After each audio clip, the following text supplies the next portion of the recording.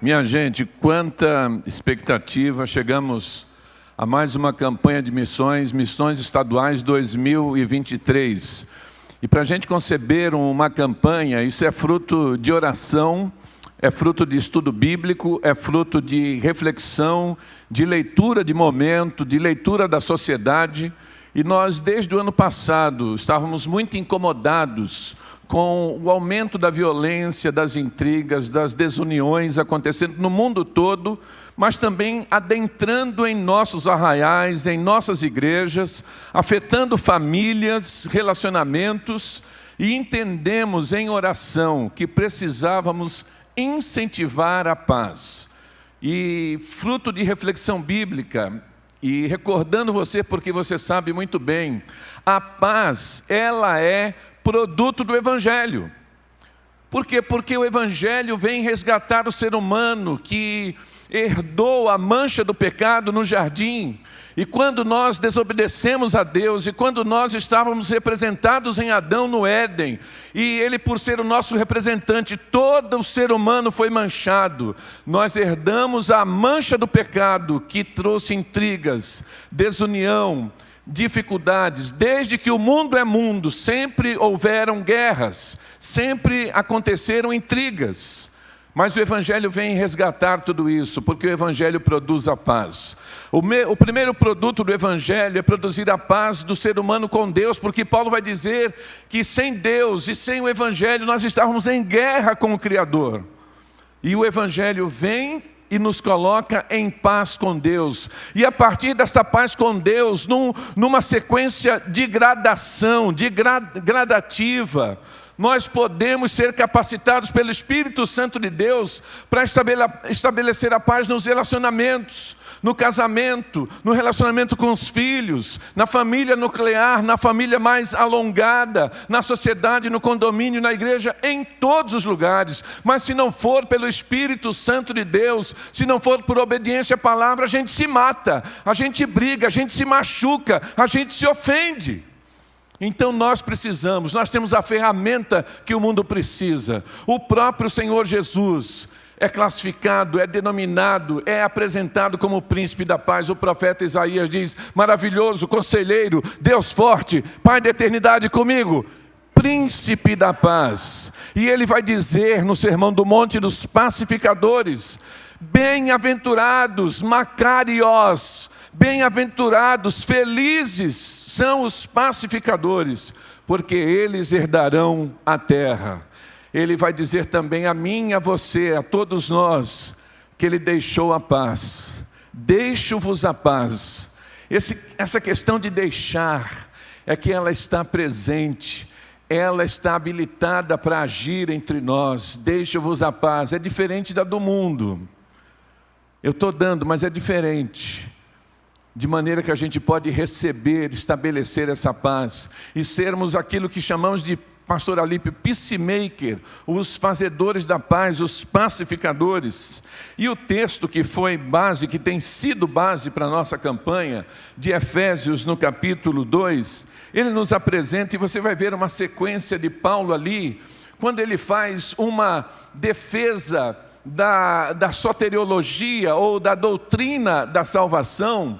E de maneira magistral, o capítulo 2, ele vai falar de redenção, ele vai falar de evangelho, e o produto do evangelho é a paz, e há uma sequência grande que ele fala de paz. E nós então estamos utilizando no capítulo 2 de Efésios, o verso 14, pois ele, de letra maiúscula, ele, falando de Jesus, é ele que é a nossa paz. Lendo o versículo 14 do capítulo 2 por inteiro, pois ele é a nossa paz. De ambos os povos fez um só, e derrubando a parede de separação, em seu corpo desfez a inimizade.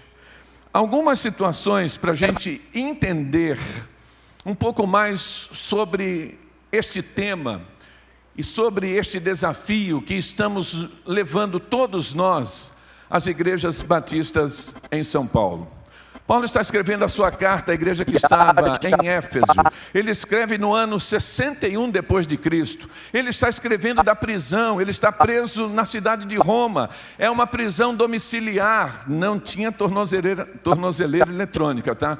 Mas era uma prisão domiciliar, ele pagava o próprio aluguel e ele se utilizou daquela casa-prisão como uma agência do reino. Aquilo virou uma igreja.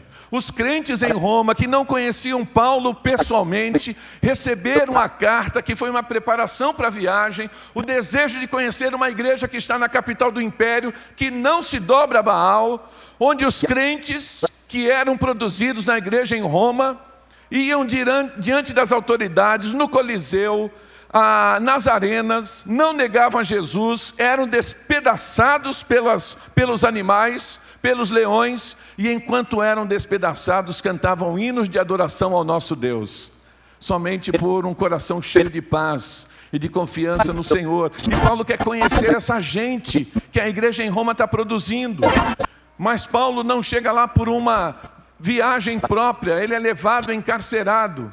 E estando na casa-prisão, os crentes foram discipulados, perguntas teológicas. E mesmo a corte romana, os romanos, a nobreza de Roma, eles iam à casa para ouvir essa novidade. E muitos se converteram ao ponto de Paulo plantar uma igreja que se reunia na casa de César, como ele diz aos Filipenses. Esta carta que é chamada Rainha das Epístolas, que é aquela que Paulo apresenta essa teologia que fora concebida para um grupo, mas que não ficou restrita àquele grupo, que circulava na região e que passou a circular no mundo conhecido de Paulo quando o evangelho chegava e que chegou até nós aqui.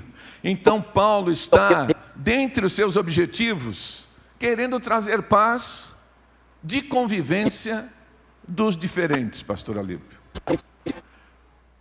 Aquela igreja, a igreja em Éfeso, fora concebida de um background, ou crentes, pessoas de um background judaico, de uma origem judaica, mas também havia muitos de uma origem romana, e principalmente muita gente de origem grega. E eles vinham dessas origens diferentes, com os seus costumes, com as suas práticas, com a sua própria devoção. E havia muitos costumes culinários, de comida. E o judeu tem restrição com a carne de porco, e o outro não tem. Imagina aqui, quem aqui tem prática, ou pelo menos uma vez, já juntou a igreja no domingo, aquela coisa que a gente fala assim, vamos juntar as panelas. Aí, pensa nisso. Só que de repente na sua igreja tem um grupo judaizante, não come carne de porco. Aí o irmão chega com leitão à pururuca. Vai dar desavença. Então esses costumes, essas práticas, e Paulo quer harmonizar a igreja. Aí no capítulo 2 aqui, olha na sua Bíblia, a partir do verso 11 do capítulo 2, olha o que Paulo está dizendo. Ele diz assim: portanto, lembrai-vos de que no passado, vós, gentios, por natureza, chamados incircuncisão, pelos que se chamam circuncisão, feita pela mão de homens, estáveis naquele tempo sem Cristo, separados da comunidade de Israel, estranhos às alianças da promessa, sem esperança e sem Deus no mundo. Mas agora em Cristo Jesus, vós, que antes estáveis longe, viestes para perto pelo sangue de Cristo. Como é que a gente entende isso? Paulo vira para a igreja, os crentes na igreja, dizendo: vocês gentios, que eram chamados incircuncisão. E quem chamava parte da igreja de incircuncisão? Os que vinham de uma origem judaica, que haviam sido circuncidados. Paulo está dizendo: vocês estavam longe, mas agora chegou perto. Como é que você pode entender gente perto e gente longe? Será que Deus faz acepção de pessoas? Será que Ele tem os seus queridinhos, gente que anda mais perto, e outros que são, entre aspas, desprezados pelo Criador? O que Paulo vai dizer faz parte da nossa teologia da redenção. É que quando Deus foi trazer Jesus ao mundo, O plano de Deus é que Jesus nasceria como homem. É a encarnação. E quando Deus foi tomar a decisão de trazer Jesus ao mundo para salvar a mim e a você, Deus não trouxe Jesus a partir de uma pré-seleção de nações pré-existentes. Deus não olhou lá de cima e falou: Jesus vai lá na terra cumprir a obra de redenção. Ele vai nascer como? E ele olhou lá de cima: egípcio? Não. Amalequita? Traidor. Sírio? Não. Assírio? Violento. Deus não fez uma seleção de nações que já existiam, mas ele falou: Jesus vai, então eu vou formar um povo novinho em folha. Deus é bom, não é?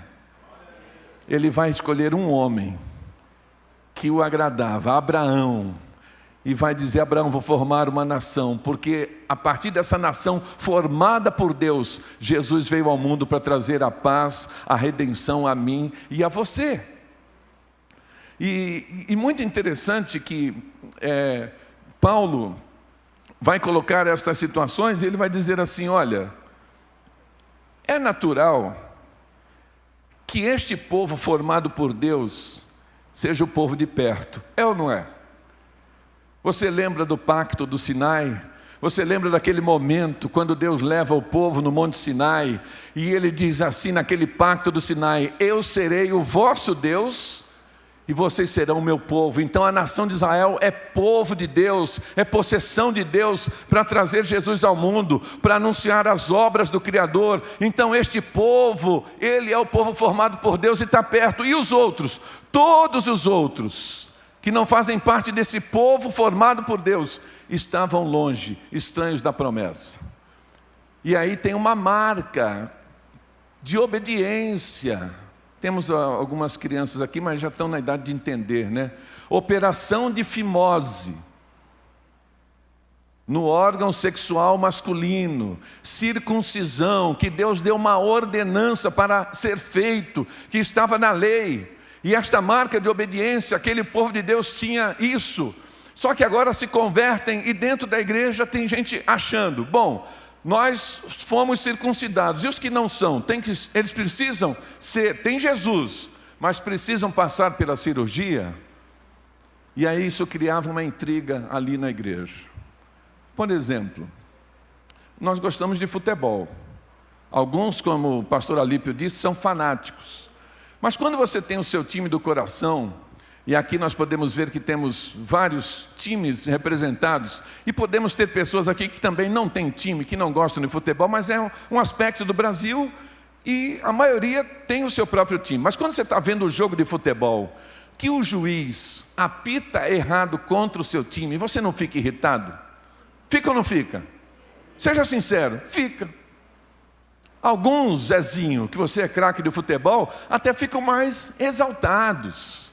Tem gente que quer colocar o azedume para fora, mas crente não fala palavrão. Vai no estádio quando o juiz erra. E agora ainda tem o VAR. Não é só o juiz que erra, tem que esperar o VAR. E tem gente querendo xingar aqueles que estão no VAR. Mas aí a gente não pode falar palavrão, né? Muitos querem colocar tristeza, mas a gente não pode. Então eu quero dizer para você, se você estiver vendo um jogo de futebol, o juiz apitar contra o seu time, você vira e fala assim: juiz iníquo. Gostou? É uma maneira bíblica, né, Miqueias? Uma maneira bíblica de você colocar sua tristeza e a sua revolta para fora. Juiz iníquo. Ou então você fala: filho de Belial, testemunha de Belial. Mas eu quero nessa noite te dar mais uma opção. Quando o juiz errar contra o seu time, você fala: incircunciso. Incircunciso.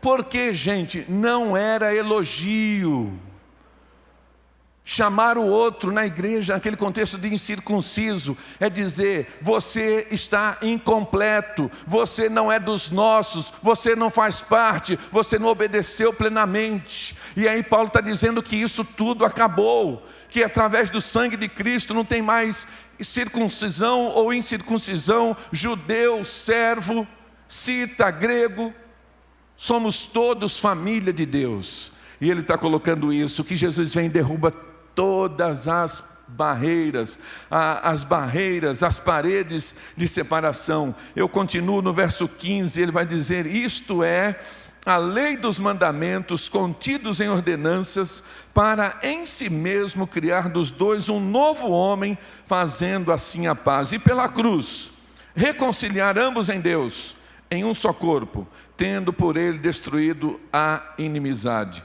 E vindo ele, proclamou a paz para vós que estáveis longe, e também para os que estavam perto, pois por meio dele ambos temos acesso ao Pai no mesmo Espírito. Amém? A gente anda um pouquinho no texto, e Paulo no capítulo 4 deixa de lado um pouquinho a teologia para falar de coisa prática do dia a dia. Eu olho o capítulo 4, Marlon, e eu vejo o sonho, Alípio, de igreja, Jeremias, de Paulo no capítulo 4. Que coisa linda! E ele fala das responsabilidades que nós temos de manter a unidade. Aí ele vai dizer que tudo é para Deus, não é para você, não é para mim, não é minha agenda, não é minha vontade, tudo é dele. Um só Deus, um só Pai, uma só esperança, uma só fé, um só batismo, e um só Deus e Pai de todos, sobre todos, colocando que se Deus é Pai de todos, nós somos irmãos, nós somos família.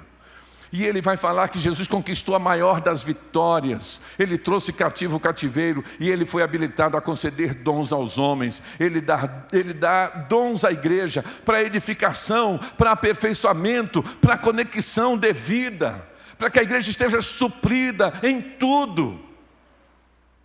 E depois ele está preocupado com os pecados, com a ética. E ele vai dizer: olha, cuidado com a roupa que você está vestindo. Cuidado, não vista a roupa do velho homem, mas se revista desta roupagem do novo homem. E tudo isso no capítulo 4. Mas quando eu pego os 3 primeiros versículos, Paulo vai dizer coisas práticas para que a paz cumpra o seu propósito. Sabe qual é o propósito da paz? Não é exaustivo, porque ela se multiplica em vários propósitos. Mas um dos propósitos da paz é manter a gente junto. Eu queria tanto ouvir um glória a Deus. Fraquinho, anêmico, um aleluia. O produto da paz é fazer a gente ficar junto, a gente ficar perto, a gente não se distanciar, a gente não deixar de conversar. Ele vai dizer no verso 3 que eu e você devemos procurar. O verbo aqui procurar é uma investigação acurada. É aquela coisa de filme, né? Procurar uma agulha no palheiro. É algo metódico. Eu e você temos que ter isso como uma disciplina, procurar. E ele acentua, olha o verso 3, cuidadosamente, fazer o quê? Manter a unidade. Como é que a gente mantém a unidade? No vínculo, a unidade do Espírito no vínculo da paz. A paz é o que nos vincula, é o que nos amarra, é o que nos mantém juntos. Agora, antes disso, Paulo vai colocar 4 características que, se a gente não observar, a gente acaba com a paz. Olha o verso 1 do capítulo 4. Ele vai dizer: eu, prisioneiro, peço-vos que andeis de modo digno com o chamado que recebestes. Esse peço-vos é um apelo intenso.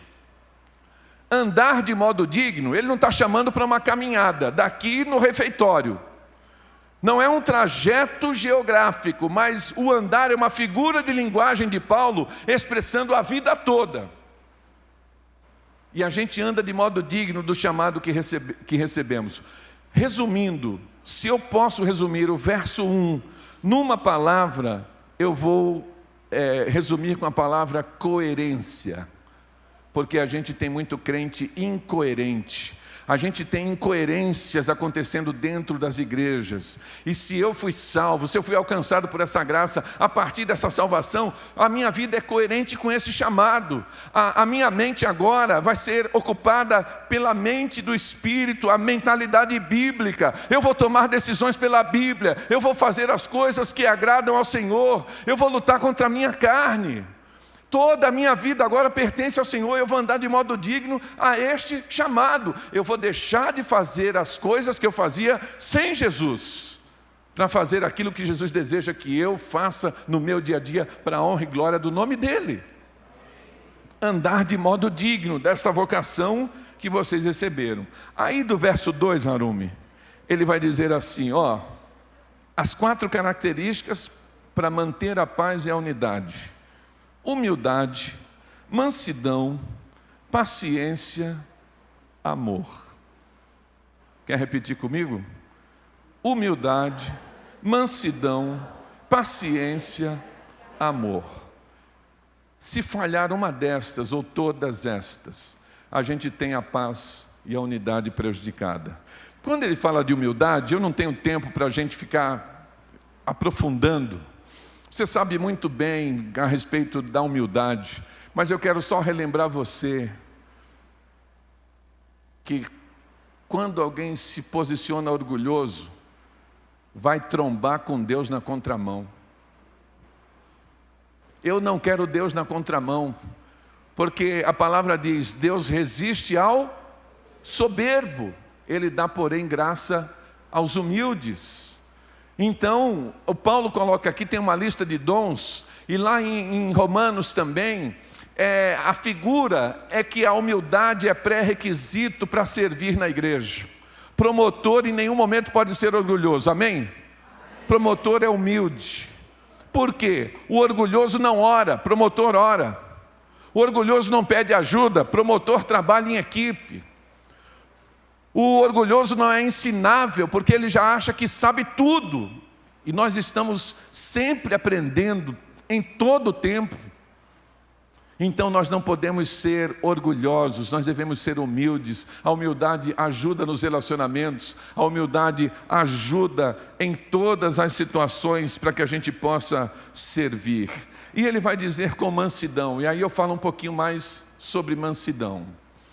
A mansidão aqui, o vocábulo no original prautês, tem o significado de força e suavidade. Para que a gente entenda um pouco mais o que é mansidão, olhando o sentido original, força e suavidade, a gente precisa recordar 2 aspectos. O primeiro deles é sobre as obras da carne. Você sabe que Gálatas 5:22, apesar que já do 18 obras da carne, depois Paulo vai colocando a respeito do fruto do Espírito, nós temos obra da carne, doença. De onde veio essa doença? Onde surgiu esse vírus? No jardim. E a queda trouxe as doenças para nossa realidade de vida. Então, o que a nossa carne produz são as enfermidades, e tem uma lista lá. Só que Paulo vai colocar na sequência fruto do Espírito. E o que é fruto do Espírito? É o remédio. Então, para cada doença da carne, nós temos um remédio. Quando você estuda obras da carne e fruto do Espírito, você vai ver que diametralmente você faz uma relação e vai ver que para cada uma tem um remédio. E a mansidão está colocada como remédio para que manifestação da carne? A ira. Contra a ira é a mansidão.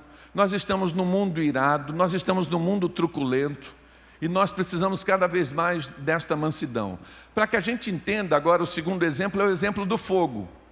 Então agora vamos pegar fogo para olhar ira, e vamos pegar fogo para olhar mansidão. Ira, como fogo, é fogo na floresta. O que acontece com fogo na floresta? Gente, fogo na floresta acaba com tudo. Se pega fogo na floresta, ele vai consumindo tudo. Se o vento dá para cá, ele vai e nada para. Se o vento mudar de direção, ele vai consumindo tudo, ele acaba com tudo. Sem controle. E nós estamos percebendo pessoas que perdem o controle na nossa sociedade. As pessoas estão perdendo o controle no mundo. Nós temos guerras, essa da Rússia com a Ucrânia. Nós temos pessoas perdendo o controle no casamento. Gente irada com o esposo, com a esposa. Nós temos pessoas perdendo o controle, levantando a voz, intrigas e brigas dentro das igrejas. E é preciso termos a mansidão. Quando a gente pensa nessa ira incontrolável, num dos meus ministérios, no começo da minha jornada ministerial, Gilberto, você que já anda comigo assim perto de uns 25 anos, 20 a 25, um dia, um casal da igreja que eu era pastor, eles brigaram de madrugada, 3 da manhã, e eles quebraram a casa. Os dois perderam o controle, quebraram a casa. Eu estou dormindo, o sono dos justos, ao lado da Silvia. Toca o telefone. Quem lembra daquele telefone Motorola, Renato? Tijolão, quem lembra? Você puxava a anteninha, tinha lapela e você ficava procurando sinal. Lembra? Tocou o telefone, eu atendi. A irmã do casal que brigou, estava na porta da casa dela. O marido, eles quebraram a casa e o marido colocou a esposa para fora. Minhas ovelhas.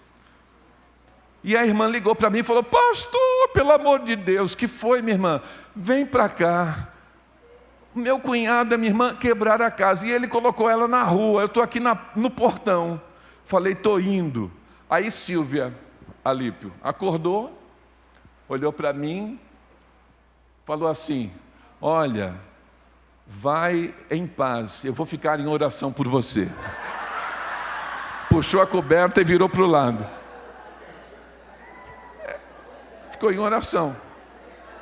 E lá fui eu, Timóteo. Cheguei lá, irmã Débora, 3h15 da manhã, as duas aflitas. Eu falei para a irmã, que não era a esposa, disse assim: minha irmã, muito obrigado, pode ir para casa. O que o senhor vai fazer? Vou entrar. O senhor vai entrar? Ele está, não vou entrar. E ela, vai comigo. Ela vai. E eu, vá para casa. Pastor, vá para casa. Se conseguir dormir, durma. Se não dormir, ore. E eu entrei. Gente, sabe quando a pessoa está irada, mas não consegue agredir fisicamente o outro? Eles começaram a gritar, ela pegou a louça e pá, quebrou os pratos todos, saiu pegando o copo. Aí ele, pegou um ferro e na geladeira, pá. A geladeira estava lá branquinha, a marca do ferro assim, o ferro no chão. Gente, ele arrancou até o vaso sanitário, Chico. Eles foram quebrando a casa, até o vaso sanitário. Eu olhei, fiz o mapeamento, sentei na cozinha, procurei uma cadeira que sobrou. Começamos a conversar, a ler a palavra, a cobrar, choro, tentativa de justificar, que é do próprio ser humano. O Espírito Santo, gente, chega, toca. 6 horas da manhã, nós estávamos ajoelhados na cozinha, os três, orando, perdão mútuo acontecendo ali. Eu falei isso no encontro de casais, levantou o irmão e falou: hoje eu vou quebrar a casa. Porque eu disse o quê? Eu disse que depois daquela briga, eles se tornaram referência de relacionamento conjugal. Aí tem gente que pensa: bom, para ser referência tem que quebrar a casa? Não é isso. Foi uma circunstância, mas é o aspecto de alguém que perdeu o controle, mas que o Espírito Santo pode resolver toda e qualquer pendência. Ira, fogo na floresta. Mansidão, fogo no fogão. Quem aqui tem fogão de 4 bocas? Beleza. De 6. Quem tem fogão elétrico? Alguns. Hoje tem muita gente já usando fogão elétrico. Vamos pegar o fogão tradicional de 4 bocas. Você pega uma das bocas, você acende o fogo, está lá o fogo. Se você colocar a mão, o que acontece? Queima. Por quê? Tem força. mas há um botão no fogão, que a gente chama de dial, que você vai naquele botão e aquele fogo que tem força está sob controle. Porque você pode aumentar o fogo, fogo alto. Você pode abaixar o fogo, fogo médio, fogo brando, fogo baixo. Quando cumpre a função, você pode até desligar porque já cumpriu a função. Tem força, mas tem suavidade, que significa ter controle. Nós precisamos ter força. Ser mansidão não é ter sangue de barata. Ser mansidão não é ser geleia. É preciso ter força também, mas a nossa força está sob controle. Os dois exemplos maiores de mansidão na Bíblia. Os dois maiores exemplos. Um é o concurso. O primeiro exemplo que eu coloco, que é o menos importante, é Moisés. O que a Bíblia diz de Moisés? O homem mais manso sobre a face da terra. Quero dizer para você que o homem mais manso sobre a face da terra um dia perdeu a paciência. Quem conhece Bíblia sabe do que eu estou falando. Moisés era manso, aturava Miqueias, até a rebelião da irmã. A irmã se rebelou e o camarada ia, aquele grupo no deserto, gente reclamando. Mas ele tinha paciência, mansidão. Mas houve um dia, sabe quando você acorda e a coisa não está bem? Sabe aquele dia que você está mais irritado? E eu imagino assim, né? O povo querendo água, e Moisés fala: Senhor, esse povo está pedindo água novamente e tal. Vamos resolver, Moisés. De que maneira? Fala, rocha. Mas ele estava impaciente, ele estava sem mansidão. E aí, o grifo é meu. Alípio, o teatro é meu. Eu imagino Moisés irritado, né? Vocês querem água? Venham aqui. Aí o povo chega, né? Vocês querem água? Queremos. Aí ele pega a vara e bate na rocha. Deus mandou falar, não era bater. Só que Deus é tão misericordioso que mesmo ele desobedecendo e batendo, Deus fez a rocha brotar água. O povo bebeu. Ficou todo mundo mais tranquilinho, né? Menos irritado. Aí imagino Moisés saindo do cenário, falar: beleza, cumpri a função, está achando que está tudo resolvido. Aí Deus aparece e fala: Moisés, sim, Senhor. Estás me ouvindo? Sim. Lembra, né, Silvio? Vamos conversar. Sim. Eu imagino Deus falando assim: Moisés, está tudo bem? Sim, tudo bem. Você tem alguma coisa para me dizer? Não, eu. E aí Deus põe o dedo na ferida: Moisés, por que você me desobedeceu? Porque eu falei para falar. Por que você bateu? Porque você não me honrou. Você não vai entrar na terra prometida. Gente, aquele homem trabalhou 40 anos, aturando de tudo, tantas dificuldades, vencendo, para colocar o povo naquela terra, terra que mana leite e mel, terra da promessa a Abraão. E agora na porta da entrada da terra, Deus fala: não vai mais. Eu já vi teólogo liberal dizendo: Deus foi muito duro. Deus não foi muito duro. Deus é sempre justo. Amém? Amém. Moisés é líder. E o que diz Tiago? A quem muito é dado, muito será cobrado. E você é líder também. Como nós pastores somos líderes, vocês são líderes nas suas igrejas. E aí, a sequência da vida de Moisés, ele foi impedido de entrar na terra prometida. O texto diz que Deus o levou no Monte Nebo para fazer o sepultamento dele. Olha só, eu não enxergo Moisés derrotado. Eu não concebo Moisés frustrado. Que ser humano foi na história sepultado pelo próprio Deus? O único foi Moisés. E Deus o leva no Monte Nebo para mostrar a terra prometida. Mostra para ele e depois tira a vida de Moisés, o sepulta ali. Eu tive o privilégio, Alípio teve lá? Eu tive o privilégio de ir no Monte Nebo, no local que é classificado como o local onde Deus colocou Moisés. Há ali um platô pelo lado da Jordânia. Você vê Israel, Marlon teve lá. de maneira que quando o tempo está límpido, você vê a terra de Israel, você não consegue ver nitidamente, você vê a silhueta do Rio Jordão, você vê a planície do Mar Morto, você vê o Mar Morto. E naquele ponto, que é classificado historicamente, o ponto onde Deus colocou Moisés, há um monumento que tem uma cruz e uma cobra enrolada. O que significa isso? Quem conhece Bíblia também sabe, é ou não é? Porque ali é um símbolo de Moisés. O próprio Jesus diz assim: como Moisés levantou a serpente no deserto, também importa que o Filho do Homem, eu, seja levantado, morra, mas ressuscitarei ao terceiro dia. E tem aquilo lá, este monumento. A minha figura, a minha interpretação desse Moisés é como se Deus mostrasse para ele: Moisés, olha essa terra bonita, quanta coisa boa. Você não vai herdar essa terra, porque você vai vir aqui comigo, porque aqui tem coisa muito melhor.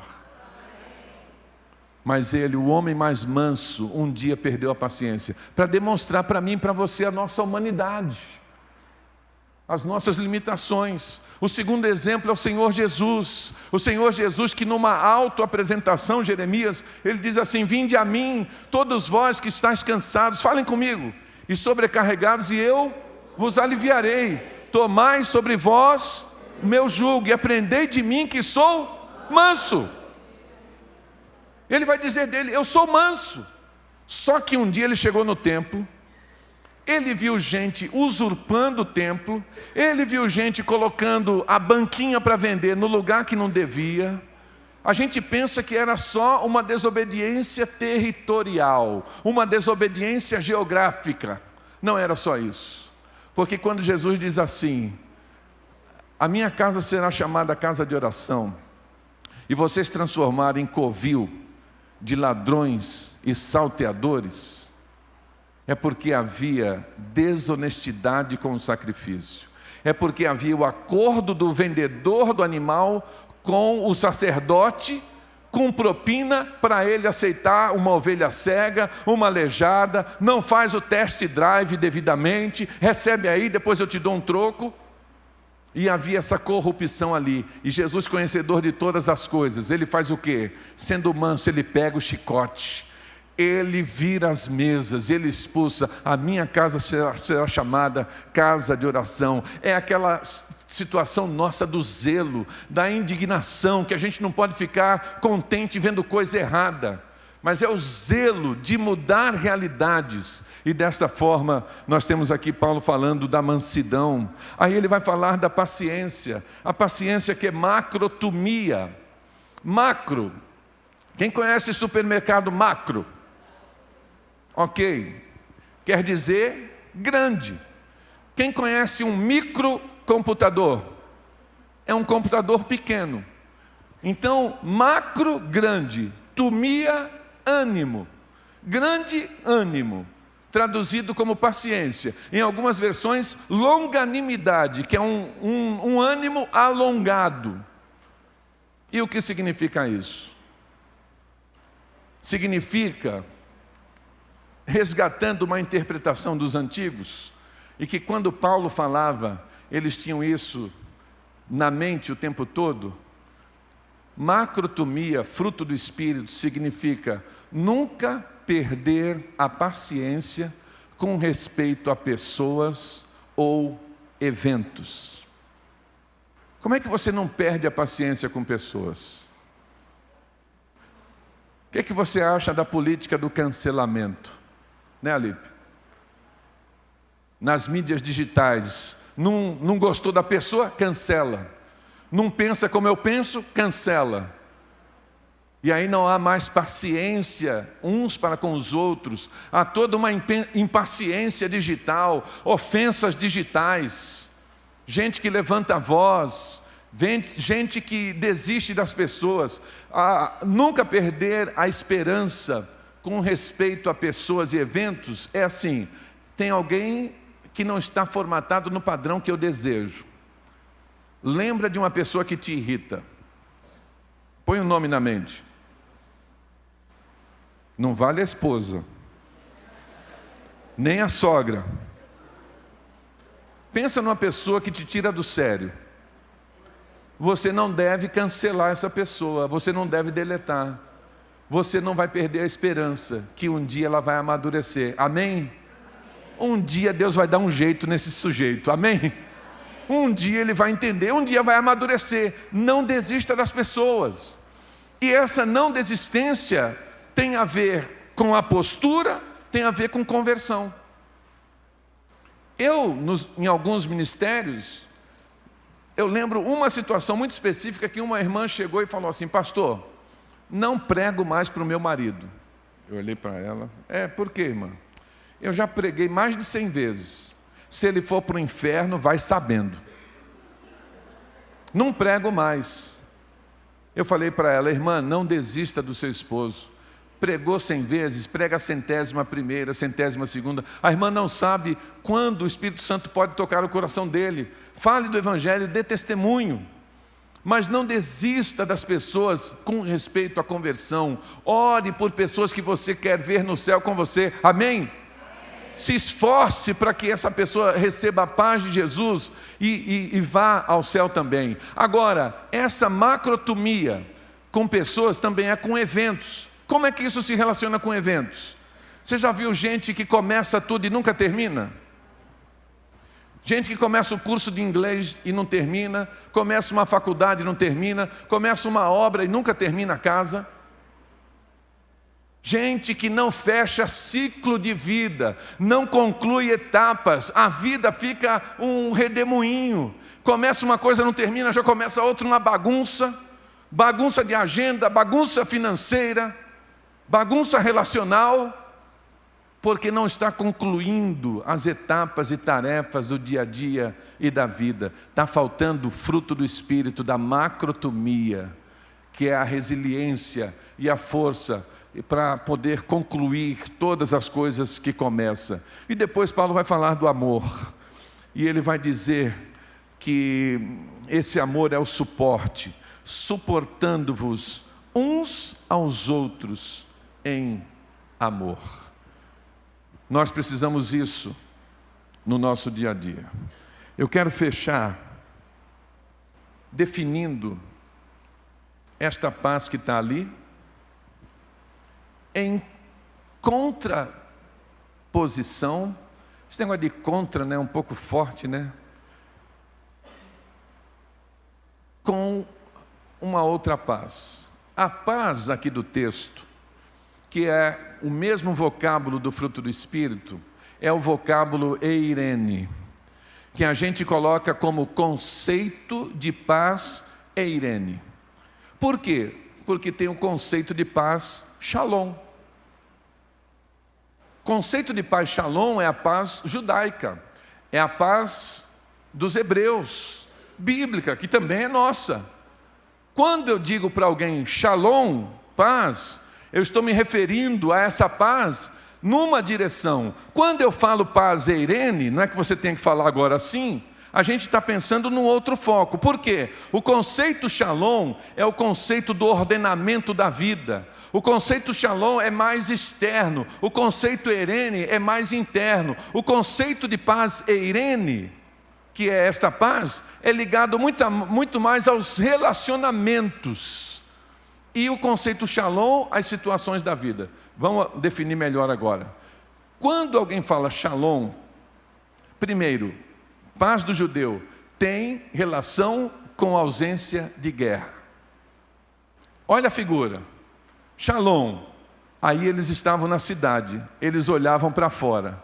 Quando olhavam para fora da cidade, tem algum exército se aproximando, né, Alípio? Eu estou na cidade, contexto do Antigo Testamento. Olha para fora, torre de vigia. Tem algum exército vindo? Não, shalom. Chegou um exército, tem algum exército cercando a cidade? Não tem, shalom. A muralha está de pé? Shalom. Estamos seguros? Shalom. Então shalom, ausência de guerra. Mas shalom também tem a ver com a manutenção da vida. Quem lembra o que comeu no jantar? O que você comeu no jantar?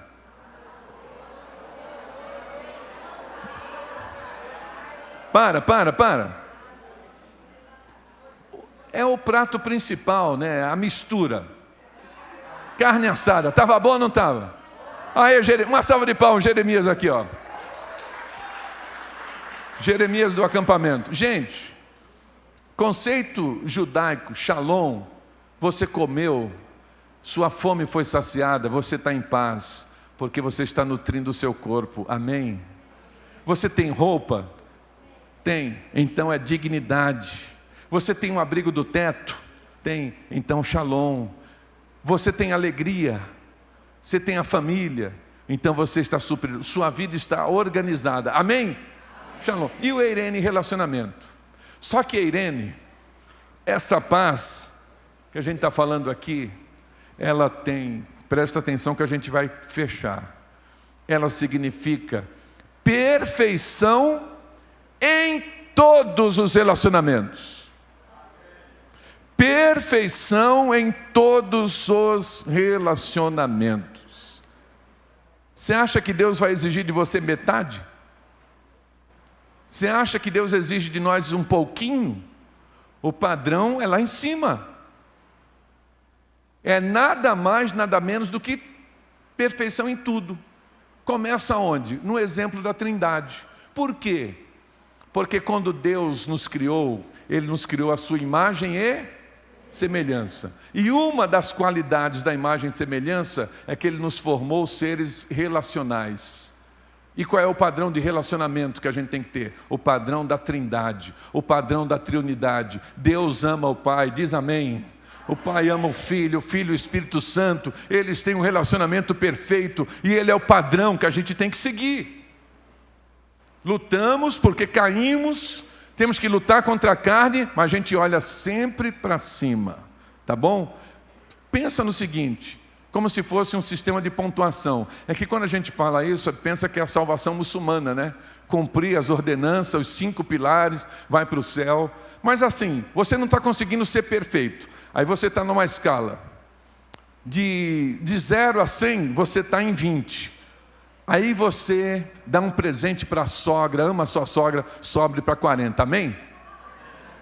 É como se você fosse consertando. É como se você fosse vendo as pessoas que te ofendem, as dificuldades, você fosse melhorando e você vai crescendo e vai se aproximando lá dos 100%. E esta perfeição tem graus, como eu disse, primeiro com Deus. Você está bem com Deus? Deus é teu amigo? Deus é um juiz que está com a espada longe de você, esperando você sair da linha para pegar você, é isso? Ou Ele é Abba? Glória a Deus, aleluia, Paizinho, Abba, Pai. Como é que está teu relacionamento com Deus? Você está andando com Ele como Enoque? Você está lendo a Bíblia dele? Você está conversando com Ele em oração? Se é seu pai, conversa com Ele todo dia, amém? Siga a orientação dele. Esteja bem com Deus, que todos os relacionamentos vão melhorar. Como é que está o seu casamento? Que é o 2º grau. É o relacionamento você e a esposa, você e o esposo. O amor, o perdão, a compreensão, lutar contra a separação, contra o divórcio, manter a fidelidade, lutar contra as tentações, ser fiel à esposa, amar a esposa. O esposo deve dar a vida por ela. De maneira que você deve observar também a perfeição no relacionamento com a esposa. Maridos, digam amém. Esposas, digam glória a Deus. Filhos, família. Depois vem igreja. Depois de igreja, sociedade. Perfeição em todos os relacionamentos. Esse é o desafio para você levar para a sua igreja. Esse é o desafio da nossa campanha. E quando a gente prega o Evangelho, a gente está fazendo com que aquela pessoa que reconhece Jesus como Salvador, ela é pacificada, amém? E ela vai se tornar agente da paz, e a gente vai aumentando o número de pacificadores sobre a face da terra. Por isso que eu creio, Alípio, eu creio, salvação para o Brasil, é o Evangelho do Senhor Jesus. Salvação para o mundo é o Evangelho para o Senhor Jesus. Nós fizemos um desafio no vídeo. Zezinho está ali. A esposa, eu esqueci o nome. A Cláudia, Zezinho e Cláudia. Fiquem em pé aí. Jovens, são lá de Jaú. Esse casal, amigos queridos, promotores de longa data, PIB de Jaú, eles moram na cidade menos violenta do Brasil. Né? Depois tem Indaiatuba, depois tem Valinhos. As 3 cidades menos violentas do Brasil estão em São Paulo. Pode sentar. Classificados por um índice oficial. Mas a gente sabe que mesmo lá, com esse índice, tem violência, tem morte. E um dos desafios da campanha é você fazer uma semana de oração pela paz na sua cidade. Que você mobilize a sua igreja para pacificar. Se você nos ajudar orando para mandar um pastor, uma família missionária para Santa Cruz do Rio Pardo, minha gente, o meu coração aperta quando eu vejo o vídeo, aquela igreja fechada. Eu tive lá com aquela igreja aberta. Eu tive lá com o nosso missionário Harumi, que estava lá. Eu visitei pessoas nas casas. Eles tinham culto, tinham EBD.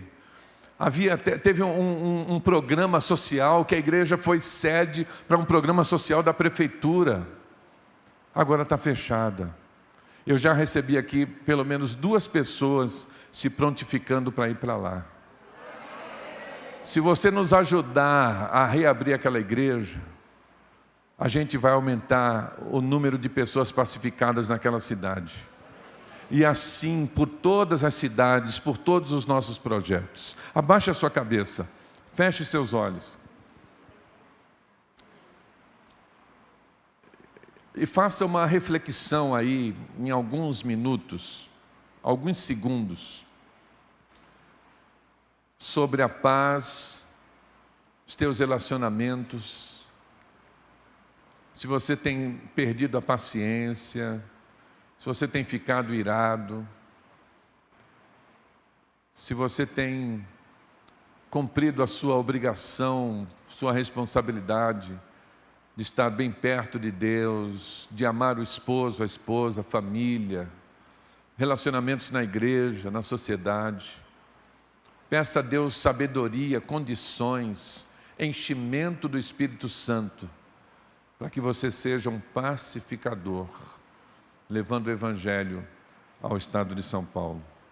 Senhor, que o Teu Espírito Santo complete esta palavra em cada coração, em nome de Jesus. Amém.